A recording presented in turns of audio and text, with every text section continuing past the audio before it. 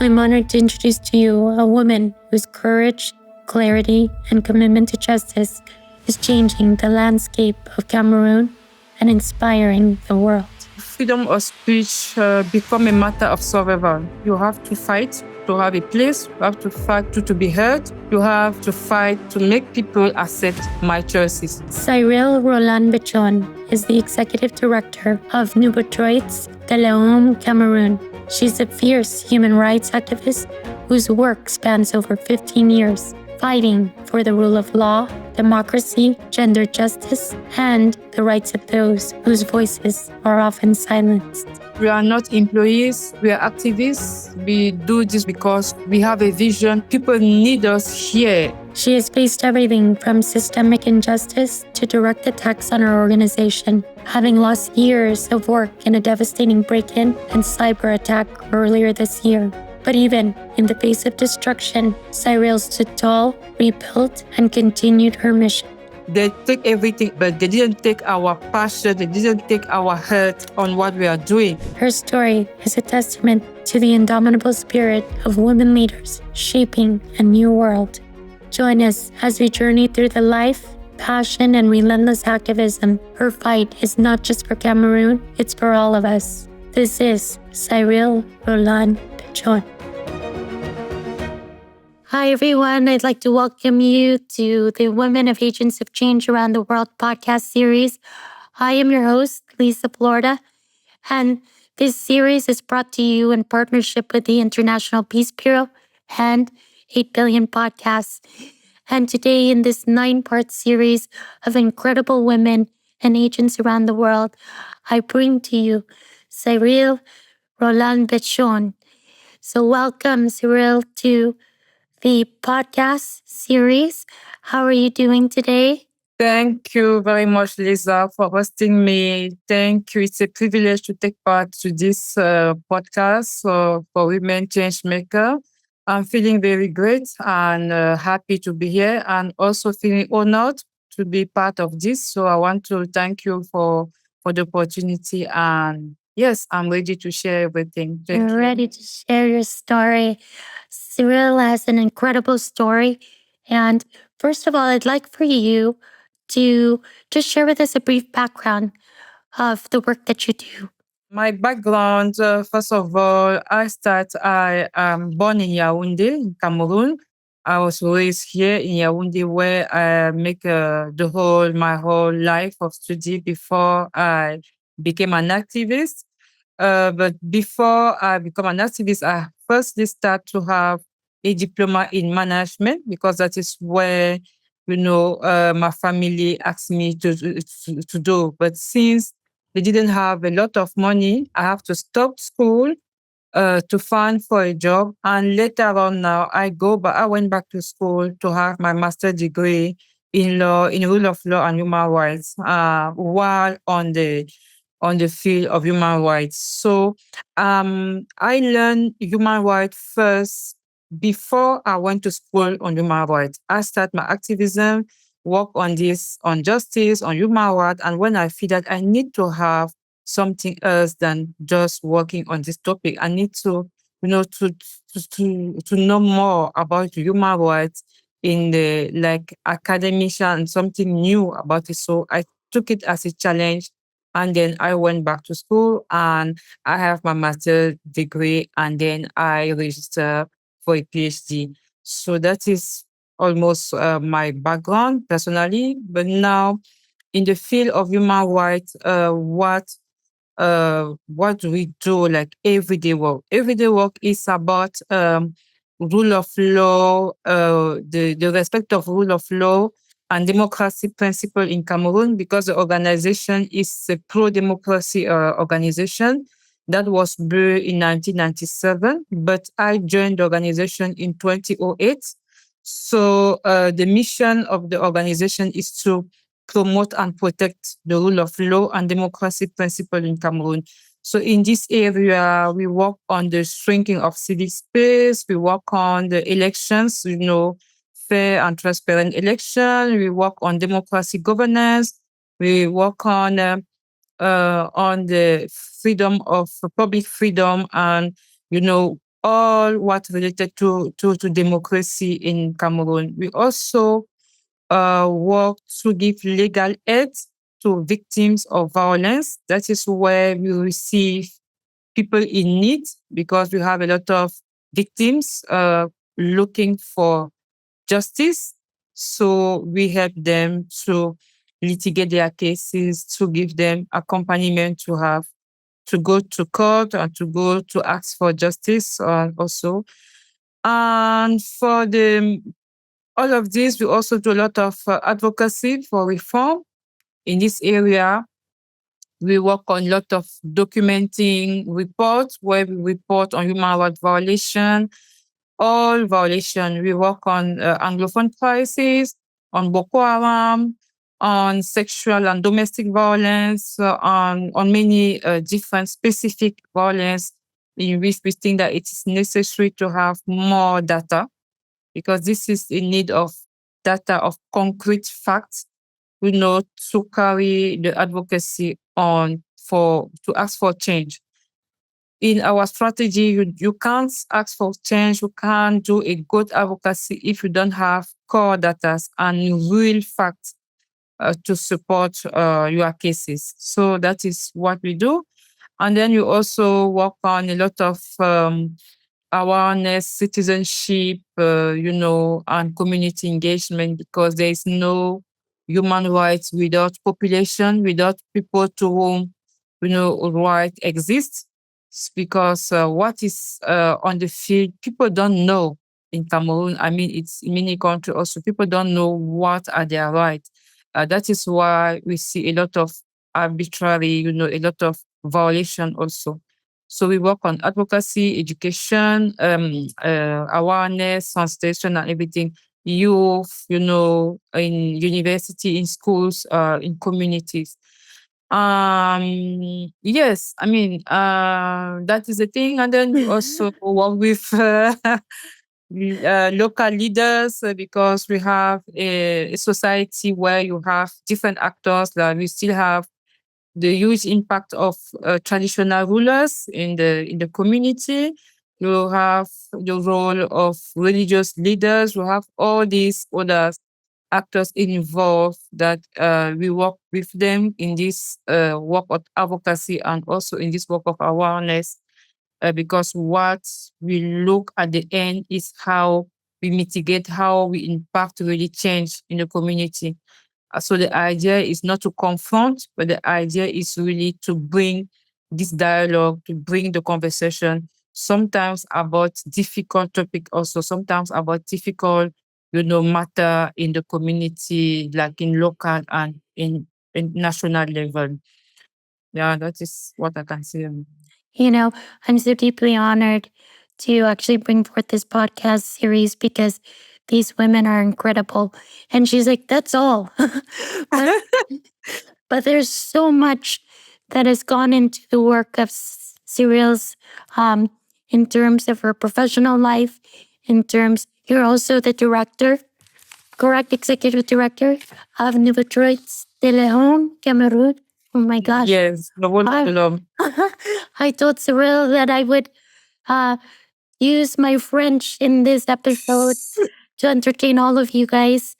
Um, and so, what I'd like to do, excuse me, is, you know, I always like to take the women back to childhood because it's what kind of shapes how you move forward in terms of the um, the direction in your profession and the passions that you have. You've spoken so powerfully about the injustices and witnessed growing up in Cameroon. Can you take us deeper into a moment that made you say, I have to do something? Yes, as I tell you at the beginning, I was born and raised in a large family because my father was a polygam. I don't know if you know that in US, the man here can have many wives.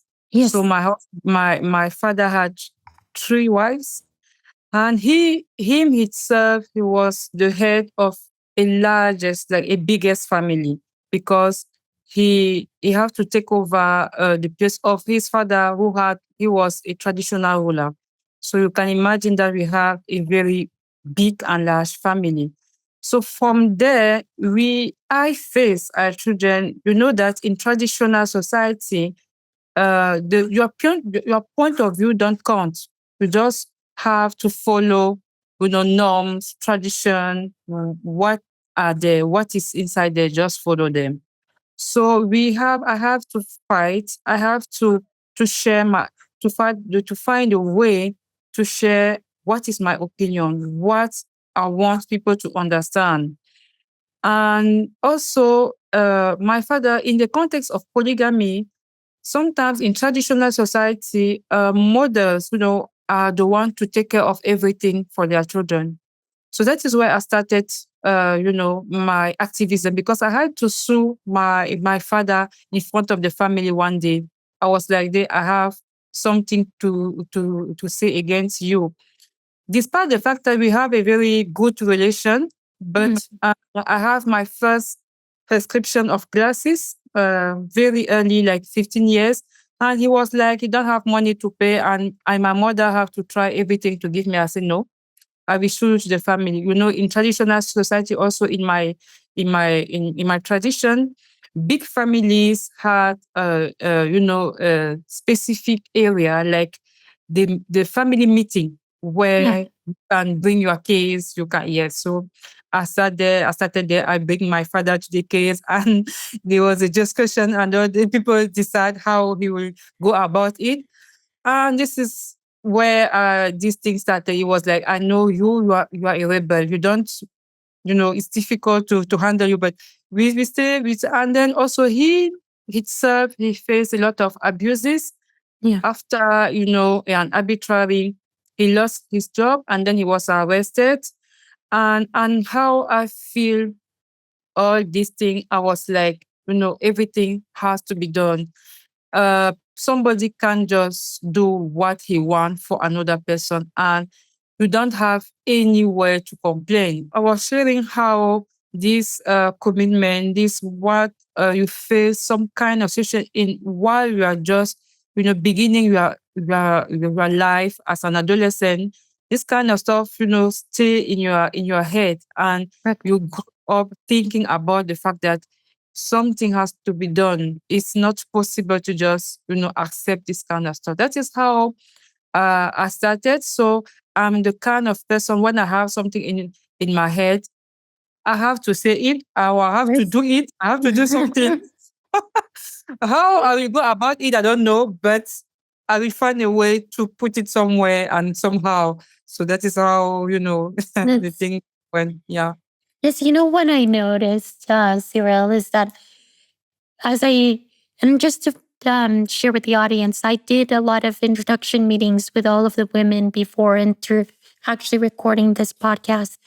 And one of the things that I really noticed was many of them from such a young age already had this innate ability to speak for themselves, or really felt there needed to be some type of equality. They could sense deeply that there were injustices around them. And it was really um, interesting how um, many of the women, if not all, really have that same sense of really seeing and speaking out for themselves. With that, you mentioned that freedom of speech is very sacred to you. How do you maintain that sense of inner freedom in the face of constant external threats? For me, freedom of speech become a matter of survival. Really become a matter of survival, because in the family you have to fight to have a place. You have to fight to be heard. You have to fight to just share your point of view, because I don't know if you really know what we call traditional society in Africa, and really when you are inside it, like you are the girls of a traditional ruler itself, you can imagine how can be, the life can be difficult in all these norm, and how you navigate in all this. So and I have in the course of my life, I face a lot of problem. A problem because like I have my first child before I get married. Yeah. You know that in traditional, life, this is not acceptable. So I have to tell to them, this is my problem. I will deal with it as I want. I don't need you.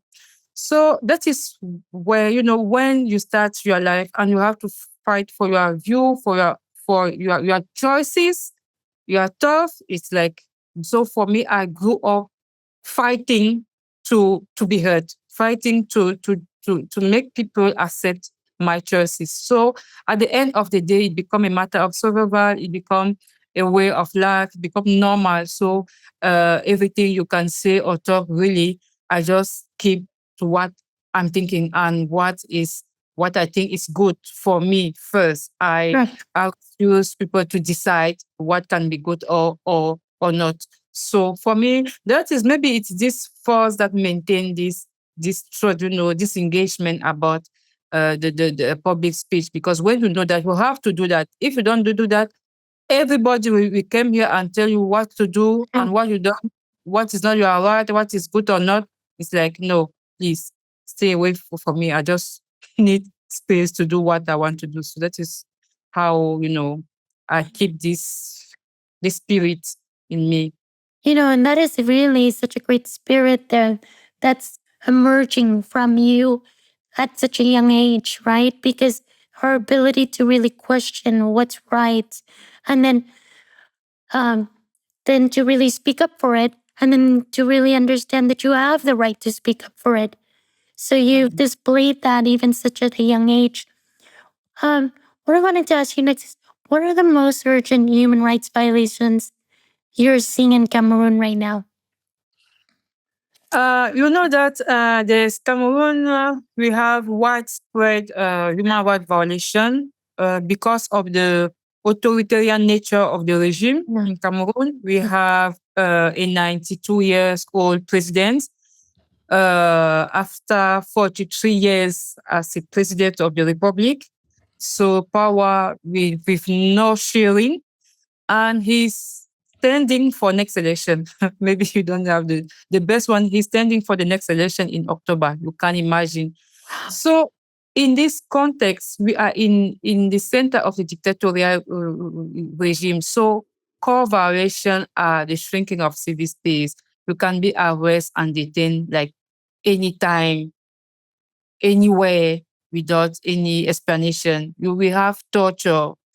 Cameroon still has systematic torture in detention. Mm. We have, a lot of embezzlement of public funds. We have huge corruption. I mean, I think Cameroon is rated like one of the most corrupt country. We have, if you see Transparency International um, classification or Reporters Sans Frontières, Press of the Freedom in Cameroon. Cameroon is about the last, country in press freedom and also in the protection of civic space. So this is what we face. We also face conflict. You know that we have since 8 years to 2016 conflict around separation in Anglophone region. Also, even this conflict started because of human rights violation, because of discrimination. So we have this. We have also terrorism because of Boko Haram. We know that Cameroon shared it's more than 700 meter square border with Nigeria. Mhm. So we share a long border with Nigeria, the area where Boko Haram is active. So what we look at in all this conflict, terrorism or conflict, is the question of human rights, is the question of the rule of law, is the question of the respect of human dignity. We also look at violence against women and girls because Yeah. domestic violence and sexual violence are criminal offenses. But what we see since 5 years or so in Cameroon with feminicide and others, rape and sexual violence, we think that something has to be done, and the state are not doing anything about it. And we really see a lot of girls, women who really can't do anything because of violence. So all these we also, as I said at the beginning, working around access to justice for victims because you have laws, you have a judiciary system that is not independent. So you need to try to find ways to give relief, but also to advocate for change because what we have, Really. our power is how can we advocate for reforms everywhere, reforms of laws, because but we have bad laws, we have bad policy. In fact, it's bad for us, but for the regime, they are normal because they use it to oppress, they use this to silence people, they use it to torture, to do what they do. But in the other side, Cameroon has ratified a lot of instruments, but the reality, the effectivity of this human rights on the field is another world. If I show to you how many people we have cases people who died after torture in custody, if we show case of rape where victim can't have even justice, you can imagine something is recognized, somebody is recognized to have raped a child, but it's no charge. It can be released the day after. So all this, that is what really we work every day. How we we keep this regime accountable of human rights violation. Cyril, how do you balance then the immediacy of the crisis? You know what I mean? Because you have so many, I'm assuming you have so many cases brought forward to you. How do you balance the immediacy of the crisis response? Like, how does it get prioritized, in other words? No, the priority for me is the advocacy. How? Let me explain. God. Each case, the case we handle is a case of human rights violation. That means that we've used the case to advocate. We use the case to show how what we are talking about is true. Like when I say that there's not access to judicial assistance in the justice system in Cameroon, I took the case of this small girl, 4 years girl who were raped, and then we asked for this judicial assistant, and the judicial assistant was refused to the girl. So I used this decision to show that Cameroon are not complying with human rights obligation, and that is why we are asking for advocacy for reform. So for me, it's like the same thing. Like when I have a decision like today, tomorrow I have a statement or something about the decision or about what happened. Like the case of this guy, I handled a case that really touched me personally because the guy was a 30 years old young man who was arrested in a situation where another youth was murdered. But in this case, and how everything was put is like the judicial system was just thinking, looking for somebody to blame, not to find for the real murder of the other guy. So we had a case where this guy was have in 2010 sentenced to 20 years of prison with a huge fine for nothing without investigation. And then we use that to demonstrate that there's something not good in this decision. So we have an analysis of the decision. We says the president of the court of the appeal of the center, where we demonstrate that there were no investigation about before this sentence. That too many things happen so that this is not a sentence we can have in this case because there's nothing proving the implication of the guy. The Court of Appeal finally accept to have a non-judicial investigation on the case because media took our position. It was really, a national level, everywhere, headlines and everywhere. Do you know what? At the end of the Court of Appeal investigation, non-judicial investigation, they called me and they said we were right. There's too many things not, binding in the first process Yeah. who ended with the sentence. Can you imagine the end of the story? The end of the story is that after 15 years of detention, the guy was released for non-funded fact. 15 years. Yeah, the guy was released was after 15 years. And that is one case that I follow, I work on it without knowing the guy. I saw the guy the first time when the guy was released after the Court of Appeal decision. You can imagine how we can have too many person like this that we can we don't handle every cases, the cases that we have. That shows that there's something to do.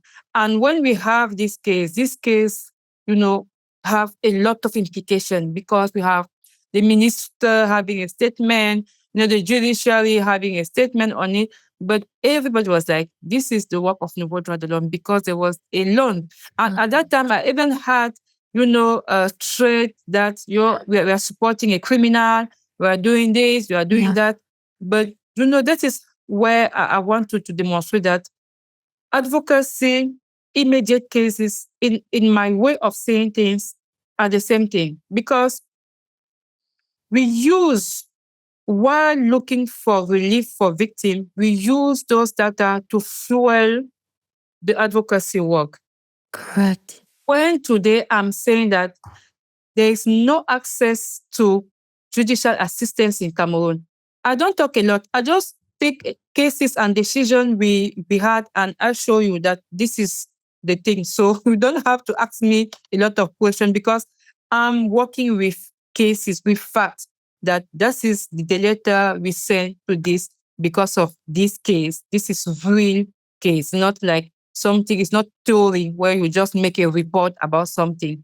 So Right. how we use, yes, immediate cases for advocacy, for me, is linked. It's linked because The role, you yeah. can't, yes, advocacy, yeah, yeah, yes, for sure, you can make a judicial analysis of something and have conclusion. But what we really do here is really to rely on cases, on real situation, to demonstrate and to show how, the gravity of the situation and how people are dying or suffering with the system or with norms and policy in place. Wow. I mean, it's exactly what you explained. Not only are they cases that are brought about to you, some, of course, you're very personally passionate about. Um, and that was an incredible case for sharing. And within also the example of using advocacy for that case. Now, you just mentioned a few minutes ago that sometimes you're in the face of attacks. And Cyrille, in the audience, I'd like for you to share actually that you have experienced an example of that just even this year in 2025. So if you don't mind taking us through that, I feel it's very important to share with the audience so they Mhm. understand the level of the environment uh, and how you put yourself at risk in taking some of these cases or Uh, even in just your work. mhm. To be honest, this work is difficult because you have to think, to give response to people, to victims, and sometimes you see you face threat from others because in the context in Cameroon, people, they want to cover violations. They want to cover violation. Sometimes in police, in gendarmerie, they want to cover themselves as colleagues, as judges, and this kind of stuff. So you have to go through a lot of difficulty to get something. Sometimes it's like you just said, like, Cameroun is for all of us. Why are you using your position to oppress another? What are you using your power not to do your work normally, but to do your work against or to oppress a citizen like you? So, to be honest, after the attacks in January and February, at the beginning of the year, the attacks was huge. First of all, I feel anger, I feel irritated, but and then I feel tired because it is situation in the history of human rights organization in Cameroon. The last this kind of attacks happened in 1990 when people were fighting for democracy, for this kind of stuff. So it was pretty, new, like at this extent. What happened is that people break, non-identified people break our office, vandalize the office, assaulted everything, took everything in the office. Like when I say everything, I say everything. I don't say that something was left behind. A part of document, like document in paper, but everything was taken away, like desktop, laptop, flash disks, even document was taken away. So everything. And when they finished to take everything in the office, they vandalized that what they don't wanted to take. So at the end of the day, we lost everything. When I say everything, it's not just machines and this physical thing. We lost like 15 years of work. So today, if I want to, even the 2024 activity report is not possible for us because all the report, all the shit, everything in the machine, we can't just have it because we lost everything. So we need to start by zero. Like we Yeah. just the beginning, like we didn't do any work before. After this, the situation is not getting better because like 2 weeks now or three, we face another attack on our website where we lose access to the website. And the situation is difficult because I'm also facing the situation with the closing of projects of funding by Trump administration. So we just have a notice of a project termination that we just started. And we have to wrap up something that we just started and with a lot of engagement on the field. So it's like you start something, people are waiting and waiting, and then you wake Oh, up in the morning and you have to say that it's closed. So yes, that situation is not, it's difficult, but we keep we are still going. We keep do what we are doing because of the passion we put inside. Because we are not employees, we are activists. We do this work because we have a vision, we have something we want to contribute. I feel, satisfied when I had a case like this, when I handle a case like this.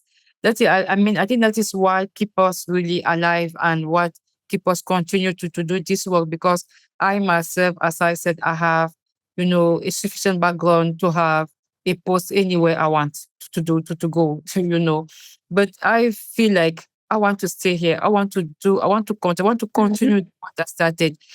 People need us here. I'm needed here, not elsewhere. So I need to do this because if we all of us we go United Nations, United States, United this, who is going to do this work for in Cameroon? So yes, it's not easy. This time around, it's really getting really difficult. Cyril, my heart goes out to you, and I'm sure that many of the audience members who are listening to this feel the same.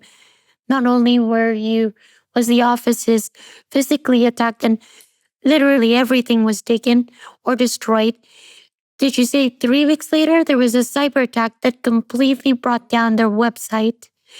And then, in Yes. addition to this, could you share with the audience the response regarding any type of investigation around this?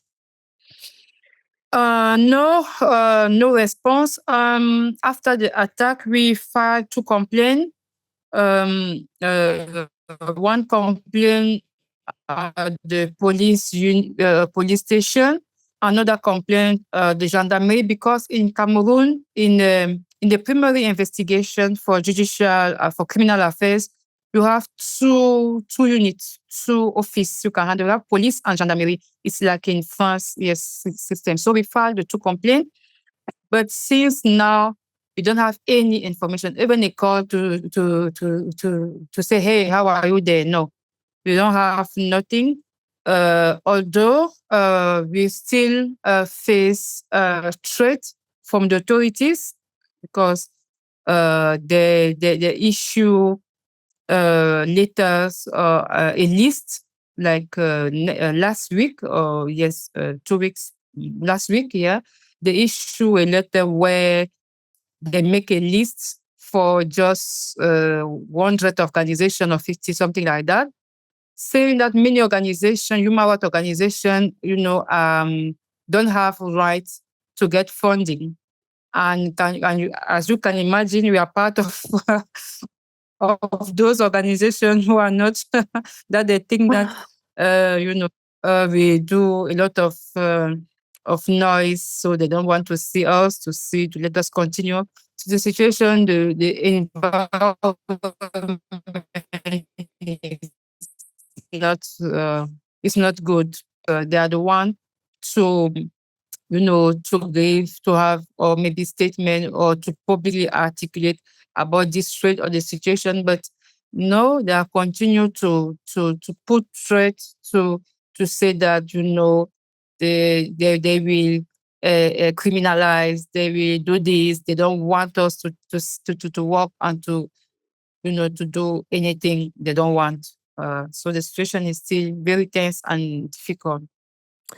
Cyrille, one of the things too that I commend you for is you know, your ability to be so strong. And this has only happened months. You know what I mean? This happened this year. And yet you're sitting back in the office. I know that, excuse me, that you and your team took some time off to step away from all of that. And what's, let me ask you, I'm pretty sure a lot of um, audience members are thinking this. What currently is giving you strength right now to actually step back into that office and continue on, especially having to rebuild from almost ground zero, you know? Yes. We have the support of the community. Really, sometimes I was discouraged. I was really tired to continue the work. I was really tired. I just wanted to say, look, give me peace. I want to just to have peace. But the kind of messages I receive from people give me hope. And you know how you can get out of anger by smiling, like starting to laugh because of a message. That was Yeah. really important for us. So we took a break as a team, but I invite my colleague in my house one day for a dinner, and then we realized how much we were passionate about the like, do we need to stay to rest again? They were like, no, we need to start our work. We want to go to the office. I was like, so are you sure? They said, yes, we need to go back. We can't just stay in our house. We can't just stay home. And by staying home, we will give reason to those who attack us. We need to show them that they take everything else, but they didn't take our brain. They didn't take our motivation. They didn't take our passion. They didn't take our heart on what we are doing, because we are not employees. We are militants. We are activists. We do this because we find something else. We were not just here for money or for something specific. So that is all this message was like, yeah, you just need to start again, even. And then the next day, we got in the office, we start to clean up everywhere, and we say, okay, let's do something here. And then we just start like this in the same office. We still have the doors that was not changed. We just try to know to make some small arrangement. Even doors are still break. We don't close, like the door of my office can't close because the door was break. So we just leave everything. We close the main door outside, and we are there doing what we can do while looking for Forward. support for years for to recovery, yeah, to do what we can do, yeah. I send you, of course, my best in terms of wishes, but we're going to help rebuild together. And that's why I do feel that I was divinely guided to all of you women of agents, because I think that we're going to bond together. We're going to create bonds worldwide and help each other rebuild. And I commend you for taking post in your place and never backing down. That's what you are. That's what we all are, militants and activists. And you showed that the community support and the love that comes through is what carries you and keeps you going. Because obviously, you're not going to back down. The authorities are not helping you. But could you share to me, Cyrille, what solidarity looks like and feels like on the ground? Like in your immediate area, you obviously have come across some heavy work in the cases that you do, but on the other side of that, you see what the community does and what keeps you inspired. What does solidarity look like for you? From the community, what we received mainly was nothing than, like, I can sum it in one sentence, was never give up. We need you. And so when you face threats and you're about to abandon and you see this kind of message and you see how you give like more than 15 years of your life in something, I mean, you have the sense that you did something good. You feel, yeah, you feel some kind of satisfaction, like, even though I'm facing this, because yes, as a frontline leaders in this hard topic, I knew that I'm putting myself, in a situation where I can face threat. But sometimes it's like, if something happened, do I have any support? What will happen? But when you see all this, even from people who you think that they are not allies, they send you message say, I heard about this attack in your office. Please be safe, take care of you. We were like, I was like, whoa, yeah, good. So this is important. Sometimes, and you really feel like, yes, this Cameroon, this country, uh, our contribution, people knows what we are doing and they trust us. You find way to find trust, and you realize at which point you can't just take the threat, because the threat, you realize that the threat is coming from some people, not the whole people, not like Cameroon or people are against you, but there are some people there working to avoid you to do what you want to do because it's against their personal and individual interests. You found out that general interests are somewhere, and this general interest still needs you and call upon you to do something and to stay strong. So for me, that was the first message. And then the support of international community. Really, I have many calls from many partners and organizations. Like, I was not even, sometimes I was like, I didn't know that this organization knows me. I was like, oh, okay. So you have, Open Society, you have Amnesty International, you have, I don't know, there are many of them just calling you. We just heard about this. what can we do to support. We share contact from this, from that. If they can give you or see something to help you, you have, people from EU, calling you everything. So that was is also important. And how International Peace Bureau have this statement, strong statement, and all the work that the statement went around, and I have really a lot of support. Like, we are together. So this solidarity, it was really important, because when people were just sharing, you see this. And this is also a way of pressure on this regime, how they see how people can mobilize around you. It's important, and people show up, like, everywhere. IPB, we have the Indigenous Network, we have others organizations that stood up and said, no, stop this and protect human rights defender in Cameroon. Was really great. And this also really helped in stabilizing, or maybe to limit it, how authority were going. I am American number. I talked to officials here who called me on their own. I didn't call nobody, but they called me, come for a meeting. We need to know more what happened. What are you doing? Are you safe? What about your children?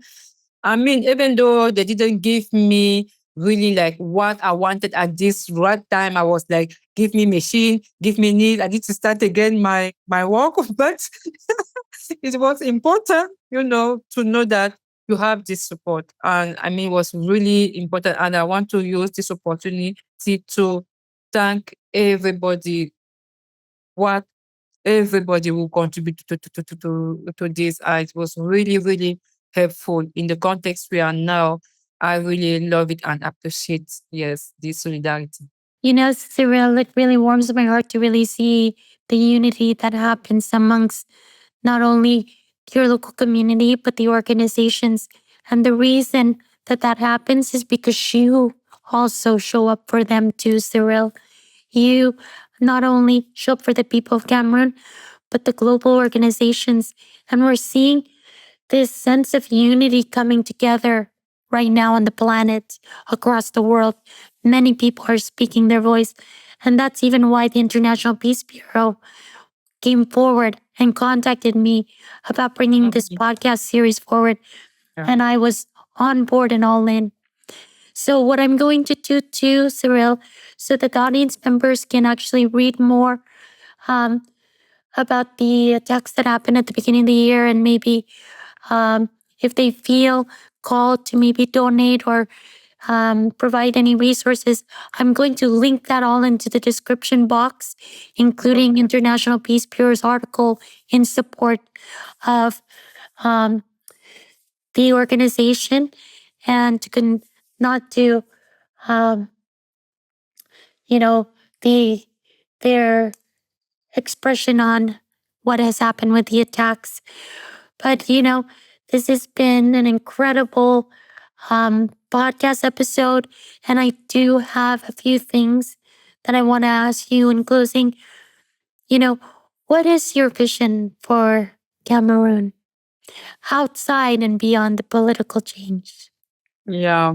Um, I dream of a new Cameroon. I dream for a new country, a new Cameroon, where living conditions are better, where basic and primary needs are met, and where women and girls have taken power in all sectors of the life.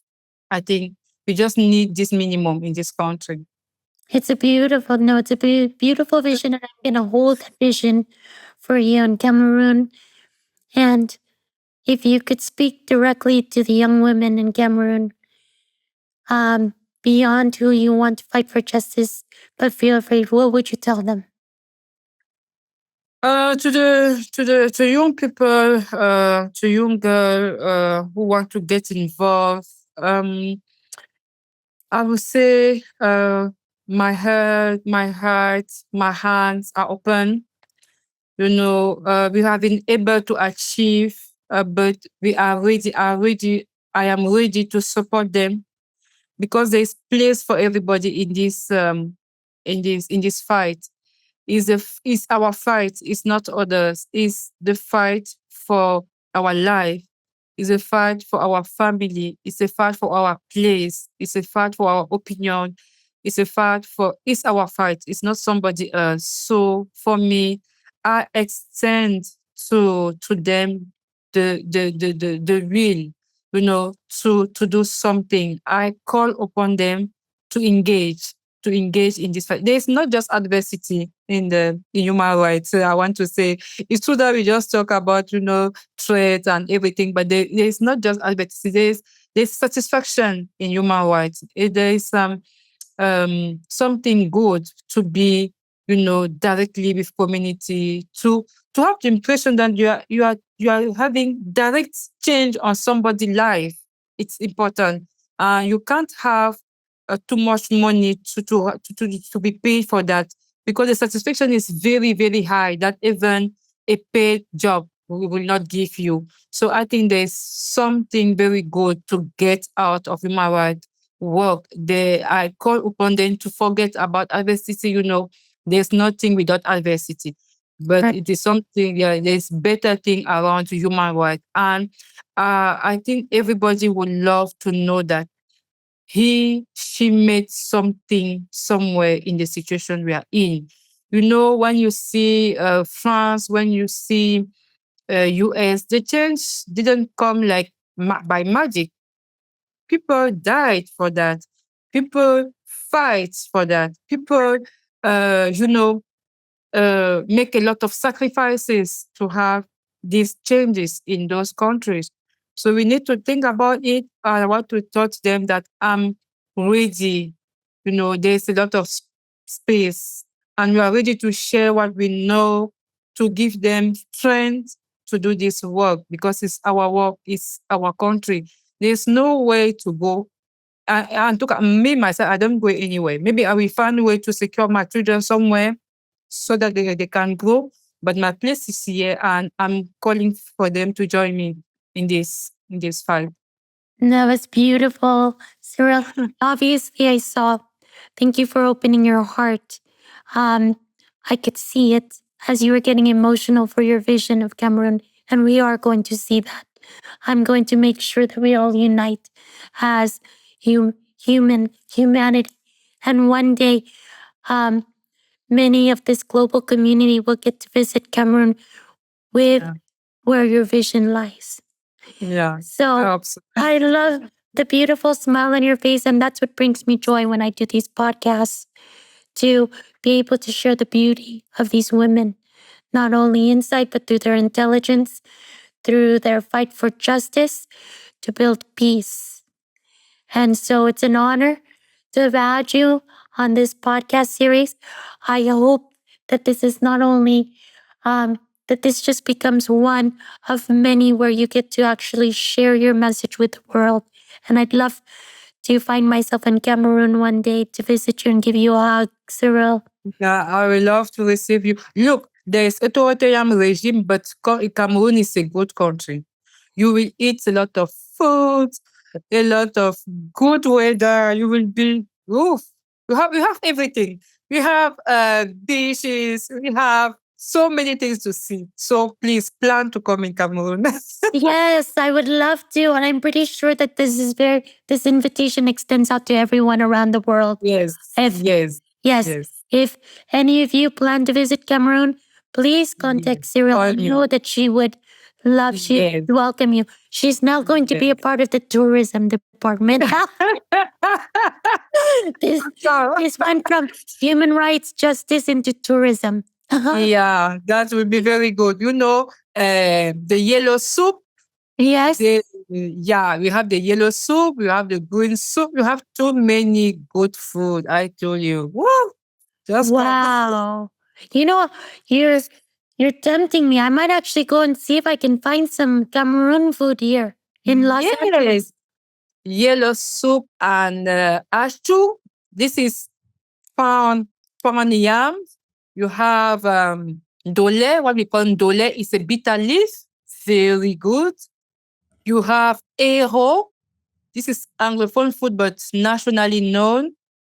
You have, oh my God, you have too many food. I love this. We audience, we never planned this part of the podcast, but now you're giving me ideas because I want everyone to feel invited to their countries. And you have done an exceptional job at the podcast today in delivering a message from Cameroon. We are all going to unite together one day. Okay. Thank you, sister, for being Thank on this you. podcast series. On behalf of the International Peace Bureau and 8 Billion Podcast, I'd like to thank all of you for tuning in today in this special series featuring Cyrille Rolande Bechon.